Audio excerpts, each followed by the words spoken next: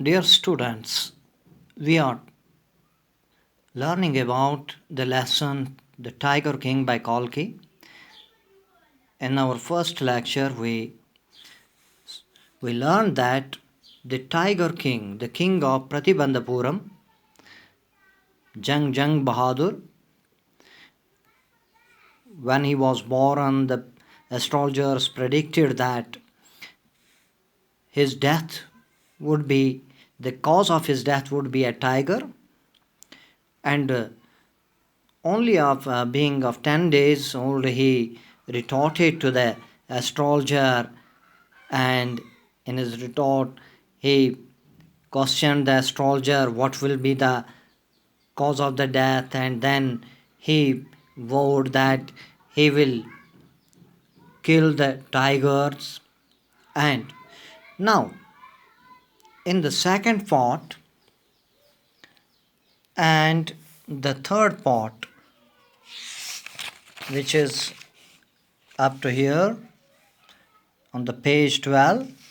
So in these two parts, in the in the second part especially, so in this second part and third part, first of all we will try to learn about some of the difficult words and phrases which we will read in these two sections. So nanny. What does nanny mean? A woman employed to look after a child in its own home. Naini उसको कहा जाता है, एक आया जो मुलाजमा रखी जाती है ताकि एक बच्चे की देखभाल वो कर सके.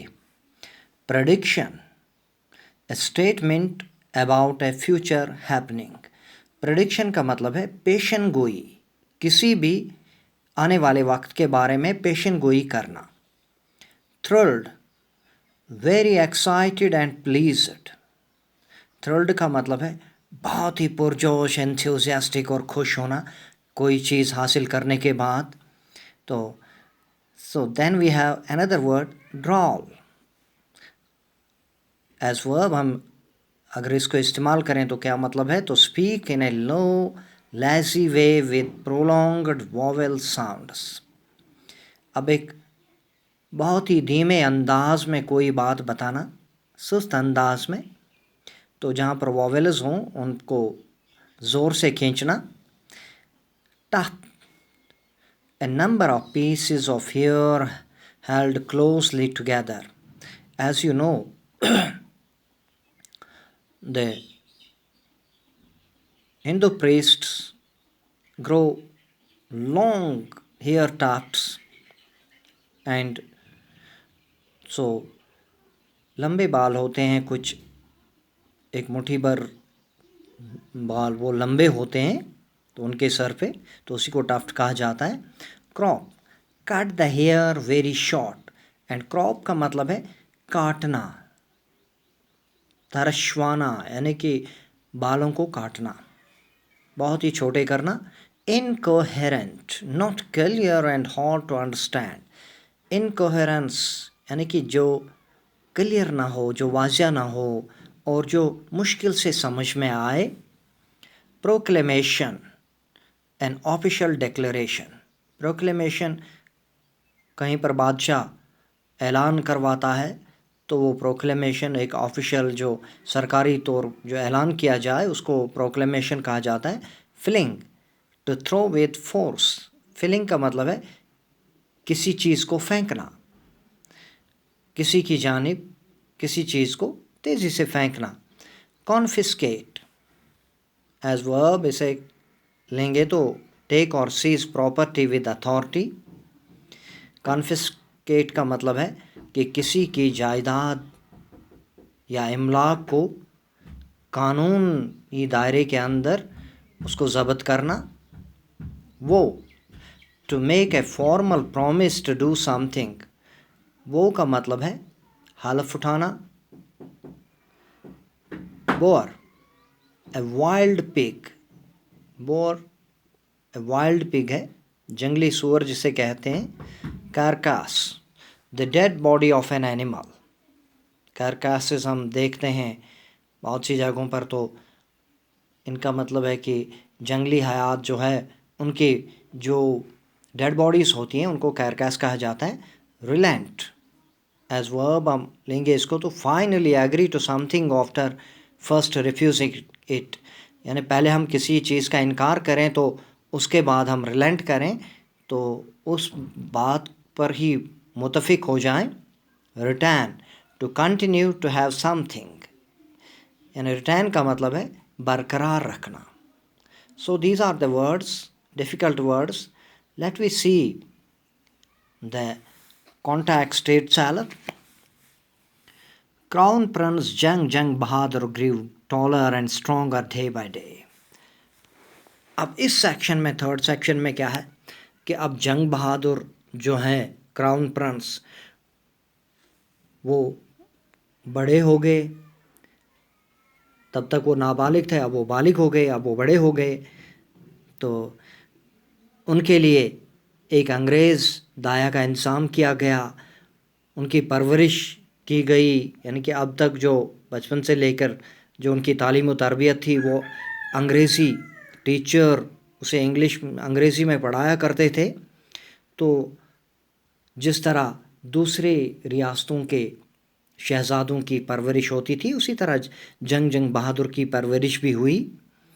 تو اس کے لیے ایک انگریزی گائے بھی رکھی گئی جس کا وہ دودھ پیا کرتے تھے. تو اس کے بعد 20 سال کا ہونے پر اس کو حکومت سونپ دی گئی جو اب تک وزیروں کے ایک گروپ کے ماتحت چل رہی تھی اس ریاست کی. تو اب یہ منتقل ہوئی جنگ بہادر کو. لیکن اس بادشاہت میں ہر ایک جانتا تھا کہ اس ایسٹرالوجر یا نجومی کی پیشن گوئی.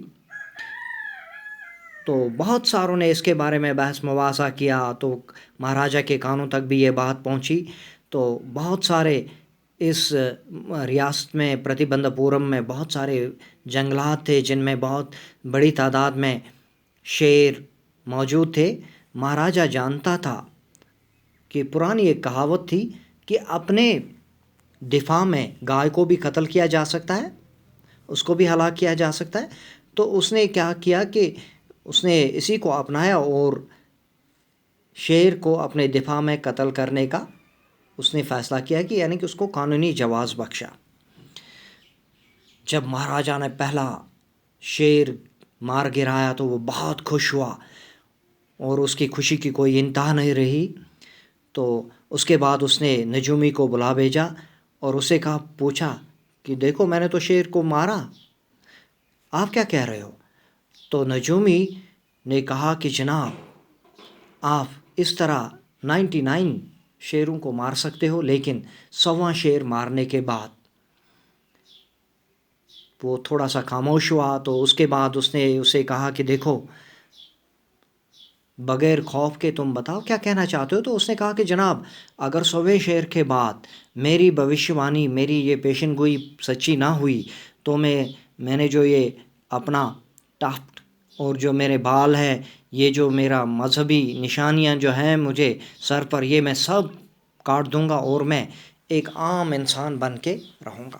تو اس کے بعد ہے third section of this story, تو جس میں یہ بات ہم سے بتائی گئی کہ اس دن کے بعد تو مہاراجا نے شیروں کو مارنا شروع کیا اور اس نے تمام اس اپنی سلطنت میں شیروں کے مارنے پر پابندی عائد کی. اور تو صرف اس نے اتنا ہی نہیں کیا بلکہ اس نے یہ بھی کہا کہ اگر کوئی پتھر بھی کسی شیر کی جانب مارے گا تو اس کی تمام جائیداد جو ہے وہ ضبط کی جائے گی.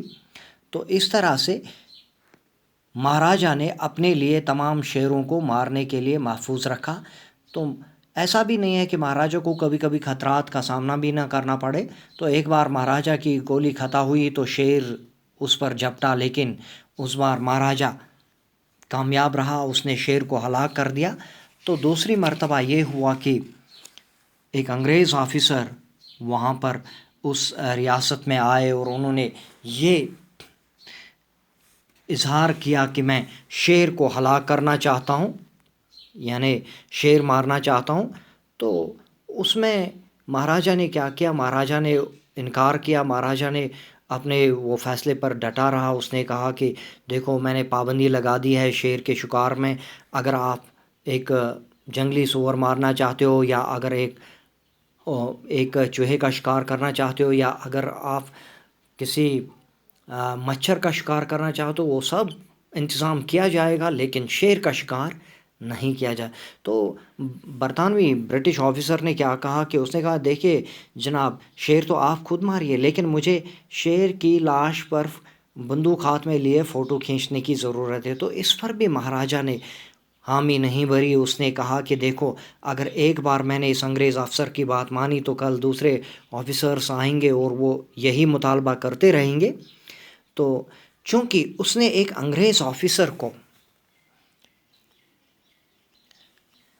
because he prevented a British officer from fulfilling his desire, the Maharaja stood in danger of losing his kingdom itself.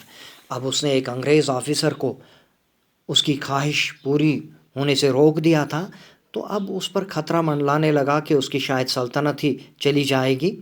تو مہاراجا نے کیا کیا؟ اس مہاراجا اور اس کے دیوان نے بات چیت کی، اور انہوں نے کلکتہ میں جوہریوں کی ایک دکان، مشہور دکان کو جو برطانوی جوہری چلا رہے تھے، ان کو ٹیلی گرام بھیجا کہ بہترین سے بہترین ہیروں کی انگوٹھیاں بھیجی جائیں. تو انہوں نے 50 انگوٹھیاں بھیجیں. تو جو دورائے، جسے انگریز آفیسر کو دورائے کہا جاتا تھا، اور اس کی بیوی کو دورائے سینی، تو جب دورائے سینی کے پاس یہ 50 انگلیاں پہنچی، حالانکہ مہاراجا اور دیوان یہ چاہتا تھا کہ وہ 1-2 انگوٹھیاں پسند کر کے باقی کو واپس بھیج دے، لیکن اس نے 50 کی 50 رکھ لی اور اس نے ان کا شکریہ ادا کیا. اس نے جلدی انہیں جواب بھیجا کہ آپ کے تحفے کے لیے بہت بہت شکریہ. تو 2 دن کے بعد انہیں بل پہنچی 3 لاکھ روپے کی، تو اس برطانوی جوہری سے. لیکن مہاراجا تو خوش تھا، حالانکہ 3 لاکھ روپے کا نقصان اسے اٹھانا پڑا، لیکن وہ اس بات پر خوش تھا کہ وہ اپنی سلطنت بچانے میں کامیاب رہا. تو اب تک کی ساری اس کہانی میں ہم یہ دیکھتے ہیں کہ ایک انسان جب خود غرض ہو جاتا ہے، یعنی جب وہ خود غرضی پر تل جاتا ہے، تو وہ بے جانوں کی، یعنی کہ بے زبانوں کی جانیں لینے پر یہاں پر مہاراجا تل گیا، اور اس نے اس بھوشوانی کو غلط کرنے کی صحیح کی. تو آگے ہم دیکھیں گے کہ کیا وہ پیشن گوئی صحیح ثابت ہوئی یا غلط ثابت ہوئی. تو یہ ہم 4th and 5th پارٹ میں پڑھیں گے. Thank you.